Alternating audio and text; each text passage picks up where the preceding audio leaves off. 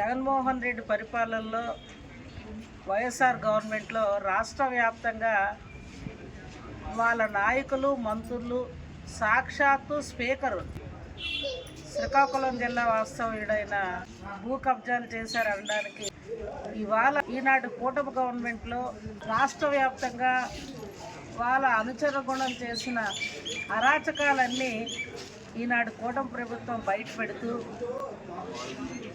పత్రికలు మీడియా ద్వారా వస్తున్న వార్తలు ఒక్కసారి ఇవాళ ఆలోచిస్తే ఎంత పెద్ద ఎత్తున రాష్ట్ర వ్యాప్తంగా అవినీతి చేశారనడానికి అనేక నిదర్శనలు ఇవాళ ఎదురవుతూ ఉన్నాయి.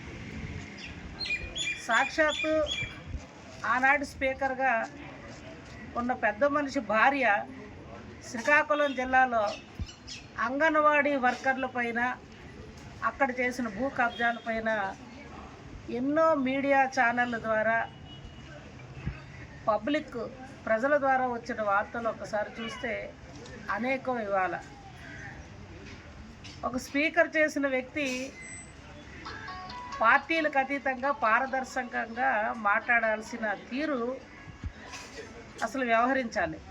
కానీ ఆనాడు ఆయన అసెంబ్లీలో ఏ విధంగా వ్యవహరించి ఆనాటి ప్రతిపక్ష నాయకుడిని ఆనాటి శాసనసభ్యుల్ని ఎంత హేళన చేసి మాట్లాడి జగన్మోహన్ రెడ్డి మెప్పు కోసం వ్యవహరించాడో రాష్ట్ర ప్రజలంతా ఆనాడు చూసాం మనం. ఇవాళ ఆయన జిల్లా నియోజకవర్గంలో 4 కోట్ల పైన భూ కబ్జా చేసి ఇవాళ పరారైన విషయం ఇవాళ పత్రికలు మీడియా ద్వారా కూటమి ప్రభుత్వం బట్టబయలు చేస్తే ఆ వ్యక్తి ఎక్కడున్నాడో ఈ రోజుకి మనకెవరికి కూడా కనబడలేని సందర్భం అయిపోయింది. ఇవాళ పత్రికలు తిరగేస్తే ఇవాళ మనకు ఒకే విషయం అర్థమైంది.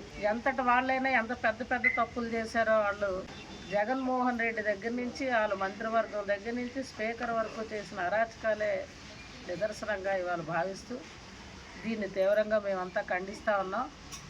వెంటనే కూటమి ప్రభుత్వం గౌరవ రాష్ట్ర ముఖ్యమంత్రి వర్యులు చంద్రబాబు నాయుడు గారు ఈ అవినీతి పరులందరిపైన చర్యలు తీసుకోవాలని, ఏదైతే భూ కబ్జాలకి అక్కడ ప్రభుత్వ స్థలాలు జిరాయితీలు గురి కాబడ్డాయో తిరిగి ప్రభుత్వ స్థలాలు ప్రభుత్వానికి కేటాయింపులు చేసుకునే విధంగా చర్యలు తీసుకోవాలి.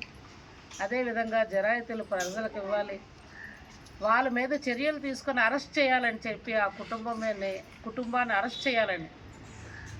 ఇవాళ ఇల్లు వదిలేసి అక్కడికి వెళ్ళిపోయాడు ఆయన తెలియకపోయినా ప్రభుత్వం వాళ్ళ మీద చర్యలు తీసుకుంటుంది, పట్టుకుంటుంది. తప్పకుండా అతని మీద చర్యలు తీసుకోవాలని మేము డిమాండ్ చేస్తాం.